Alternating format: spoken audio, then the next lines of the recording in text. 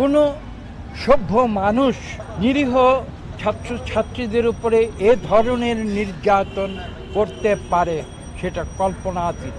আমি হসপিটালে ঢুকে যে দৃশ্য দেখেছি হৃদয় বিদারক, সেটা বর্ণনা করার মতো নয়। পথের সাক্ষী মিডিয়ার যে চোখ, সেই চোখকে কেউ ফাঁকি দিতে পারে না। আপনারা দেশের মানুষকে শুধু নয়, সারা বিশ্ববাসীকে দেখিয়েছেন কিভাবে একটি স্বৈরাচারী সরকার এদেশের নিরীহ মানুষের উপরে নির্বিচারে গুলি চালিয়ে হত্যা করেছে। শুধু মানুষের উপরে নয়, এখানে বুঝতে হবে এদের মধ্যে সিংহভাগই ছিল কোমলমতি বালক বালিকা, যারা হয় স্কুলে পড়ে, না হয় কলেজে পড়ে, না হয় বিশ্ববিদ্যালয়ে পড়ে। আমি আজকে একটি ছেলেকে এখানে হসপিটালে, তার সঙ্গে কথা হয়েছে, সে ক্লাস 10-এর ছাত্র, বাগেরহাট। তার কি করুণ অবস্থা।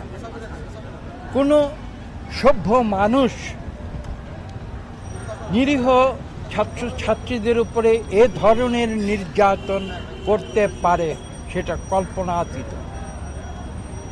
আমি যারা এখানে হসপিটালে আছে এবং যারা নিহত হয়েছেন, যে সম্বন্ধে ডক্টর রফিক ইতিমধ্যে বলেছেন, আমি সকলের প্রতি শ্রদ্ধা জানাই, আমার নিজের পক্ষ থেকে, আমার দলের পক্ষ থেকে এবং দেশবাসীর পক্ষ থেকে। তারা দেশের জন্য যা করেছে সেটা শুধু বাংলাদেশের ইতিহাসে নয়, আমি বিশ্বাস করি বিশ্বের ইতিহাসে। ছাত্র জনতা তারা প্রমাণ করেছে যে কোনো অন্যায় করে পার পাওয়া যায় না। কোনো স্বৈরাচারী সরকার চিরদিন মানুষের বুকে চেপে থাকতে পারে না। একদিন না একদিন তাকে বিদায় নিতেই হবে, এবং সেই সত্যকে বাংলাদেশের ছাত্র সমাজ পুনঃপ্রতিষ্ঠা করেছে।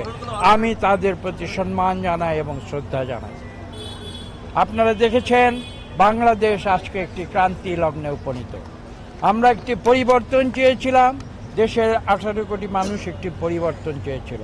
আপনারা নির্বাচন একটি হয়েছিল 7 জানুয়ারি, দেখেছেন শতকরা 95% মানুষ সেই ভুয়া সাজানো নাটকের নির্বাচন, প্রহসনের নির্বাচনকে প্রত্যাখ্যান করেছিল। আমরা ভেবেছিলাম এতে করে বুঝি সরকারের হুঁশ হবে, সরকার সঠিক পথে আসবে, কিন্তু সেটা বাতুলতা। সরকার ক্রমশ হিংস্র হয়ে উঠেছিল এবং সর্বশেষ কোটা আন্দোলনের ফলশ্রুতিতে রাজপথে যখন লক্ষ লক্ষ ছাত্র জনতা নেমে পড়ে, তখন সরকার সিদ্ধান্ত নেয় রাবার বুলেট নয়, তারা সীসার বুলেট দিয়ে তাদের।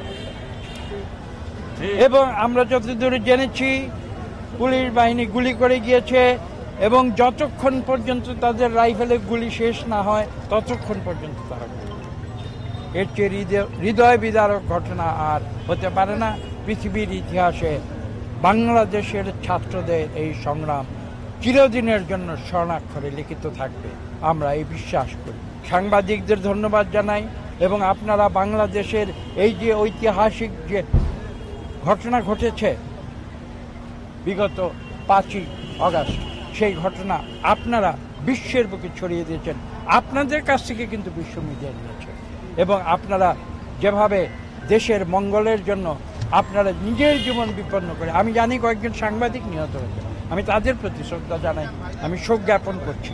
স্যার, একটা প্রশ্ন ছিল, 15 আগস্টকে কেন্দ্র করে আবারও একটা অস্থিতিশীল তার আশঙ্কা করা হচ্ছে, এই বিষয়ে স্যার আপনার মন্তব্য শুনতে চাই।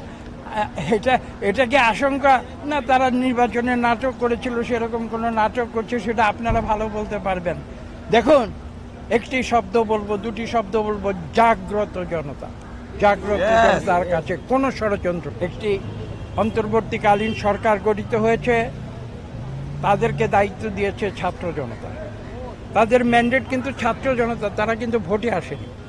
কাজেই তারা যে ম্যান্ডেট পেয়েছে, এটা এমন একটি পরিস্থিতিতে হয়েছে সেটা আপনারা বুঝতে পারছেন, এবং সেই পরিস্থিতিতে তারা দায়িত্ব নিয়েছে।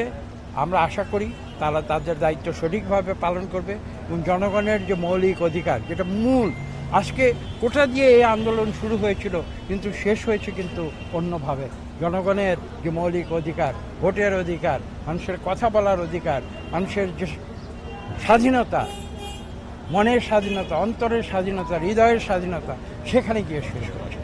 কাজে এটা আজকে যারা অন্তর্বর্তীকালীন সরকার আছেন তারা সেটা উপলব্ধি করেন এবং তারা সেভাবেই কাজ করছে।